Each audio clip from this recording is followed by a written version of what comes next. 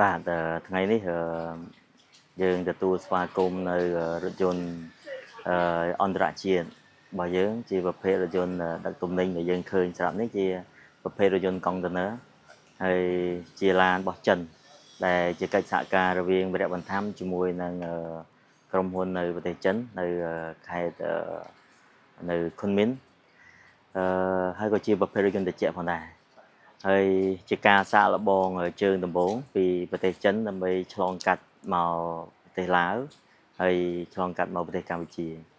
ដោយឡែកយើងមានឧបសគ្គមួយចំនួននៅពេលអំឡុងពេលដែលយើងសាកល្បងពាក់ព័ន្ធជាមួយនឹងផ្លូវច្បាប់រថយន្តទំនិញផ្សេងហើយពួកយើងទាំងអស់គ្នាបានពុះពៀដោះស្រាយឧបសគ្គផ្សេងហើយរហូតដល់ពេលនេះគឺយើងបាននាំរថយន្ត GMS របស់យើងនេះបានមកដល់កម្ពុជា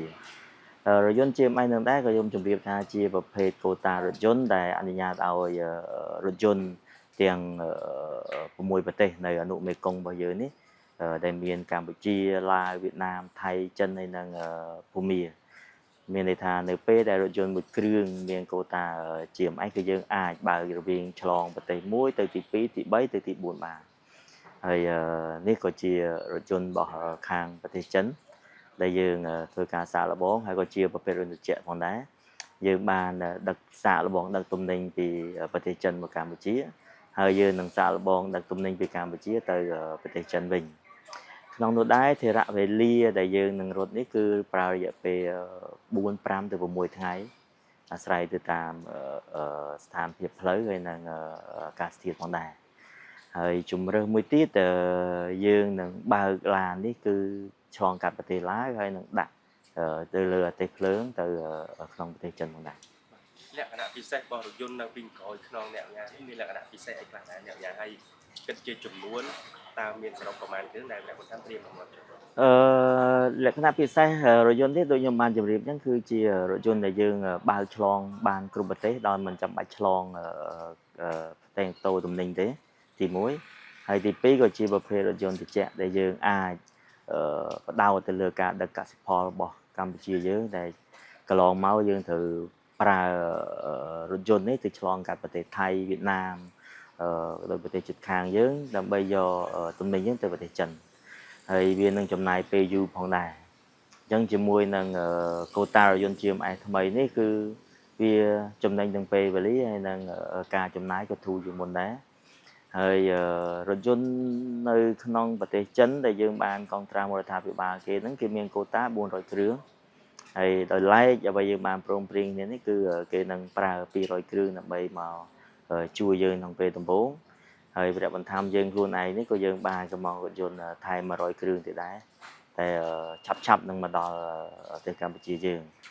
ដោយសារយើងឃើញតម្រូវការនៃការដឹកជញ្ជូនក៏ដូចជា trading រវាងកម្ពុជានិងចិនមានការកើនឡើងខ្លាំងហើយជាពិសេសនោះគឺកសិផលរបស់កម្ពុជាយើងមានការកើនឡើងក្នុងការនាំចេញទៅប្រទេសចិនដោយឡែកយើងឃើញហើយយើងបានកូតាទុរេនហើយនឹងទឹកមាត់ត្រចៀកកម្មថ្មីនេះហើយសង្ឃឹមថាយើងនឹងមានកូតានៃការនាំកសិផលយើងពីកម្ពុជាទៅចិនបន្ថែមទៀតក្នុងពេលឆាប់ខាងមុខមានឧបសគ្គប្រឈមអីអ្នកញ៉ាសម្រាប់ការសាក់បងវិលកង់លើកដំបូងទៅលើរថយន្តទៅលើកដំបូងនេះគឺយើងមានបញ្ហាត្រង់ថាកូតា GMS យើងបាន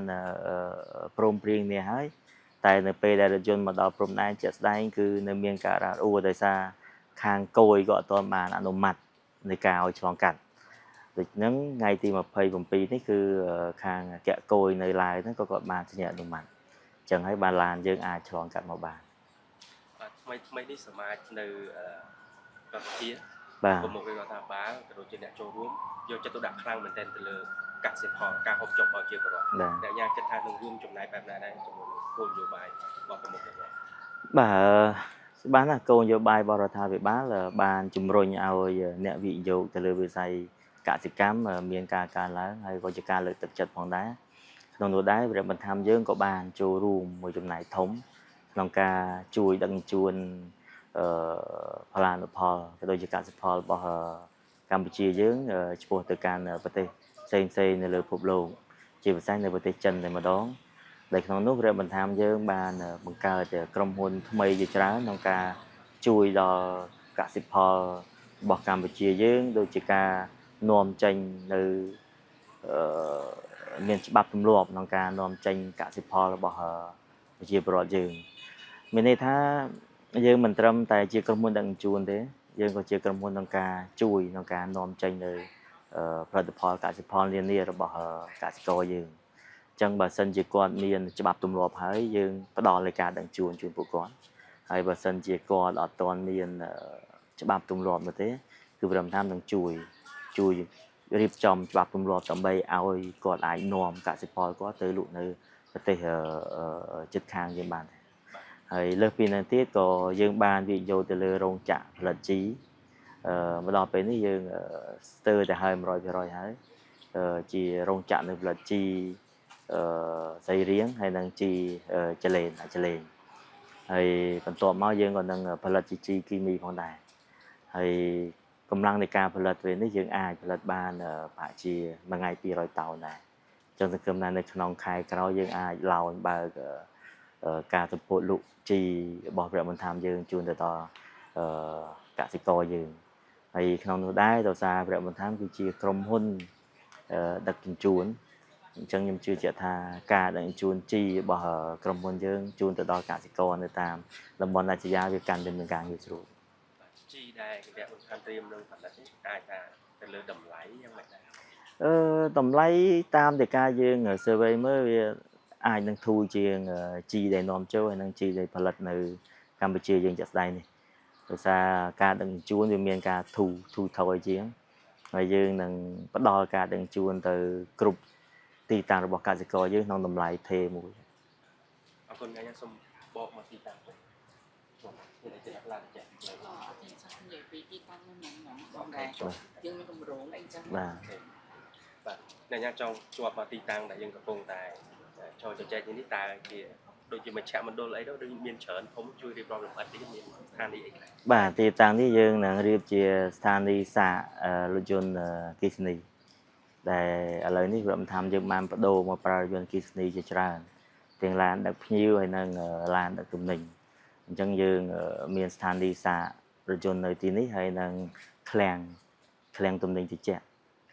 នេះយើងបានផ្ដោតទៅលើបន្លែដែលយើងនឹងជួយទិញបន្លែរបស់កសិករដើម្បីចែកចាយក្នុងតំបន់ភ្នំពេញក៏ដូចជាទីរួមខេត្តផ្សេងហើយនឹងឃ្លាំងត្រជាក់ហ្នឹងក៏យើងអាចជួយដើម្បីការប្រមូលនៅផលានុផលក៏ដូចជាកសិផលផ្សេងរបស់ប្រជាពលរដ្ឋគាត់អាចស្តុកនៅឃ្លាំងហ្នឹងបានមុននឹងយើងបញ្ជូនទៅប្រទេសទី3ទី4បានទំហំប្រហែលដែរអ្នកញ៉ាហើយអាចរៀបរាប់លម្អិតបន្តិចមកក្រៅពីទីតាំងនេះមានទីតាំងណាទៀតដែលព្រះបន្ថែមកំពុងតែពង្រីកខ្លួនដល់ពេលនេះគឺជាទីតាំងទី1ដែលយើងបានត្រៀមឃ្លាំងក្នុងការជួយទំនុកបម្រុងលើកសិផលហើយនឹងការនាំចេញទៅប្រទេសក្រៅហើយយើងនឹងមានឃ្លាំងទី2មួយទៀតលើទំហំដី2ហិកតាដែរដើម្បីជួយត្រៀមក្នុងការធ្វើឃ្លាំងត្រជាក់មានទាំងឃ្លាំងកកនិងឃ្លាំងត្រជាក់ក្នុងការស្តុកទំនិញមុននឹងយើងនាំចេញទៅប្រទេសទី3ហើយក្នុងការលាងសម្អាតហើយគ្រប់ទៅតាមមាត្រដ្ឋានដើម្បីអាចនាំទំនិញក៏ដូចជាកសិផលរបស់កម្ពុជាយើងទៅប្រទេសទី3បានខ្ញុំសូមភ្ជាប់ទៅស្ថានីយ៍សាកភ្លើង EV តិចក្រៅតែពីពុតគង់ទៅលើឡានរបស់អ្នកបុនថាម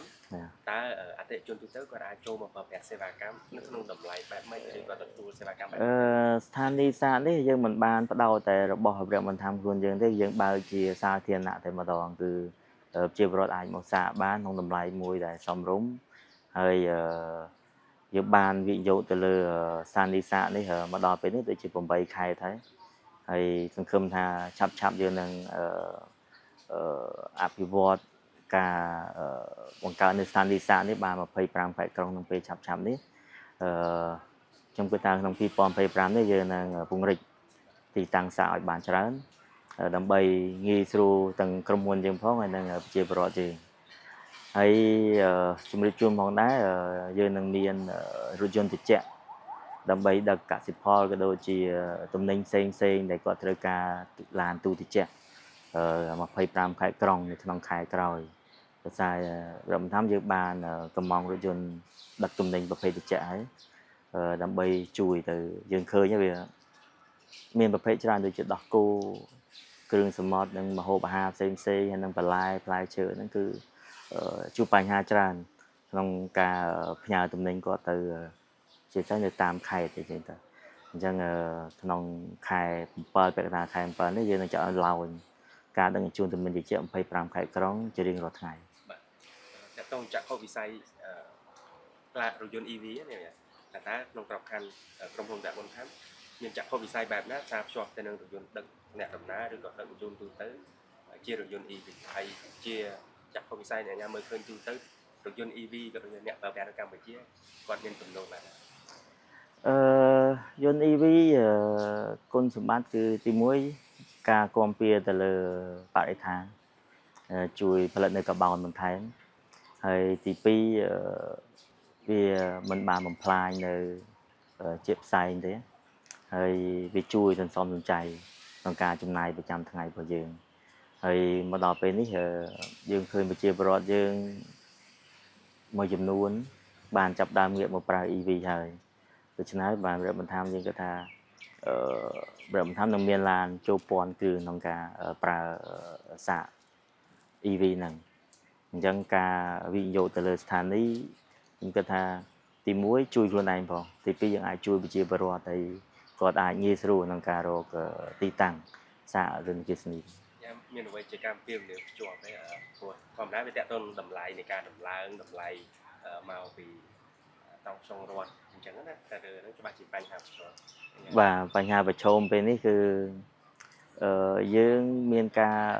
បោះទុនខ្ពស់ទៅលើការបង្កើតស្ថានីយ៍ដោយសាររដ្ឋាភិបាលក៏ដូចជាក្រសួងរ៉ែតាមពលមិនទាន់មានគោលការណ៍ណាមួយក្នុងការជួយដំឡើងត្រង់ហ្វូនោះទេ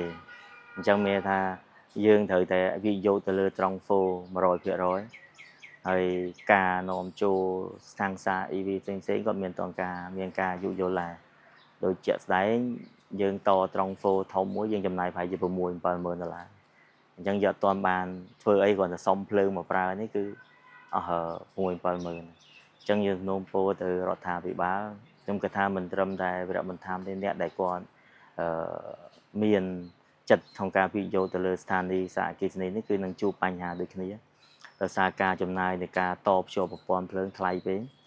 ហើយដោយឡែកតម្លៃភ្លើងក្នុងការសាក EV នេះក៏មិនទាន់មានគោលការណ៍ណាមួយ